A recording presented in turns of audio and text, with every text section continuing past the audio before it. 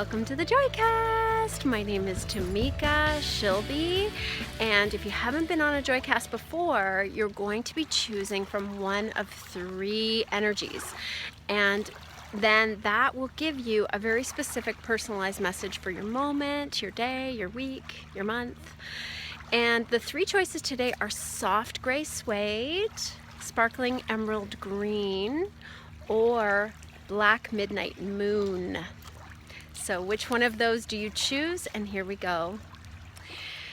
So all of the messages today relate to my fig tree that I have in my backyard. And some of you may have heard me talking about my fig tree on social media.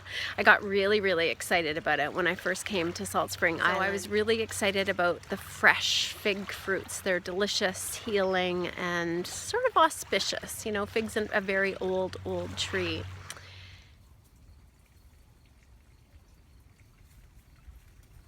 And if you chose Soft Grey Suede, the sense is that you have something soft, sweet, comforting coming to you. If it's not already there, it could actually be around you now, but you don't necessarily receive it as so. So the part of the fig tree that's soft, suede-like and gray is the trunk. And before I even knew it was a fig tree, when I was touching the trunk of this tree, I felt a deep connection with it. For any of you who have ever felt a deep connection with a tree, you know what I mean. It's very strong, very stable, and very sweet. So that's the energy of this person or situation coming into your life. Strong, stable, and sweet. Very comforting. And I don't know who it is. I don't know what it is. It'll be different for each of us watching this. But my sense is that you need this. And you have been desiring a little bit more comfort, a little bit more support, a little bit more, it's almost like I get the sense of them standing by you like a tree. So it's like they're a guide on your journey at this time. And this is going to be a very special, very comforting connection that is on its way to you.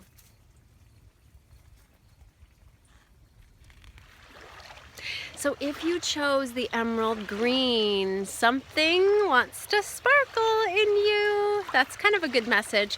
But the interesting twist to this plot is that you have had a little bit of the competition energy, which we all have a little bit of that, I'm sure. Maybe not everyone, but most of us do.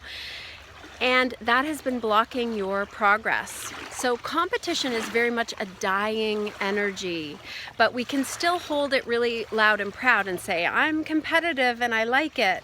But what we have to realize is that is an old energy that is truly dying away. The opposite of competition is collaboration.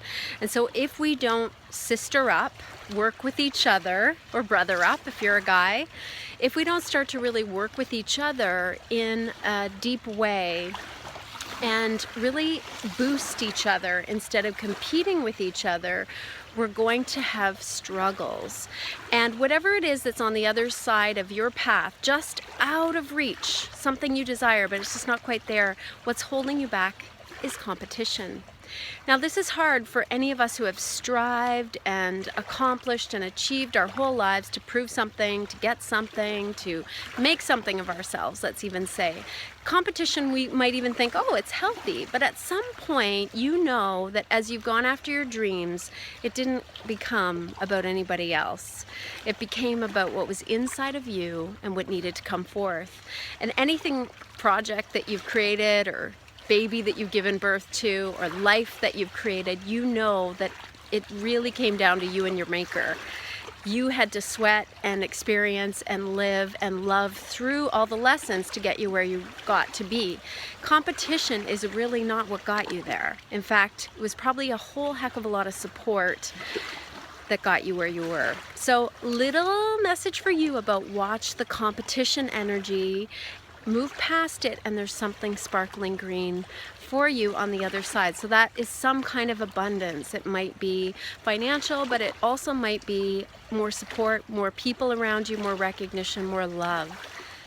Okay, you guys, I know we gotta get out of here before the tide comes in. We're kind of sitting in a tide pool and the tide's coming in. Right, Luna? Right, Jai Jai? These guys are patiently waiting, right? We're not done yet though. Okay, we're gonna have to relocate for black because the tide is rolling in.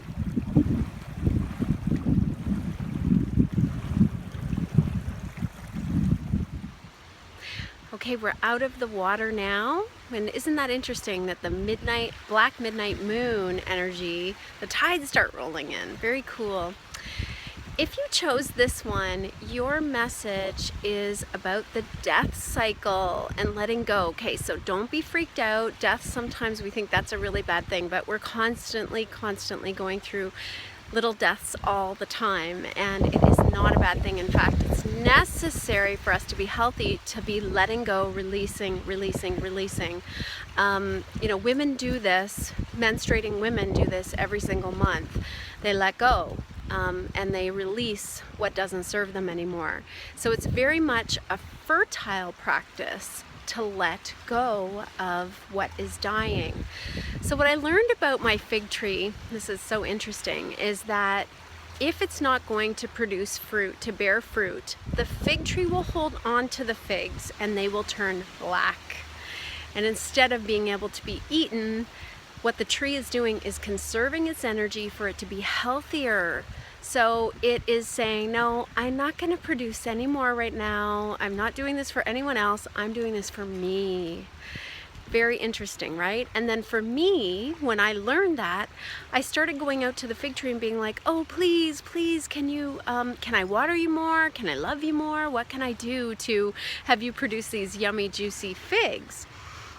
Well, I had to really snap myself out of expectation, and then I realized, it's so interesting, that when I let go of that expectation on the tree to give me something, then I would go out and I'd sit under that tree and the relationship was so much sweeter. So I guess there's two messages here. One is to let something go so that you can conserve your own energy and stay healthy. So whatever it is, if you're someone that hangs on till the last minute, you take root and you don't want to quit, there may be something that you just know in your heart it's time to leave that situation or that thing behind.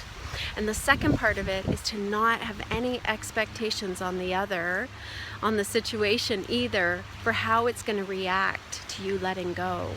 So if we can let go of expectations, you can be more in the present moment, more open to receive, and create a situation that is much more peaceful and feels so much better. So thank you for joining me on the Joycast, and I hope you have a wonderful day. If you aren't on my newsletter, please sign up at truthx.com or tamikaschilbe.com. I promise I won't spam you or send you tons and tons of message. I don't like that either. And I'd love to have you on this journey with me. So have a wonderful day, everyone. Bye-bye. It's like she's scared of the water.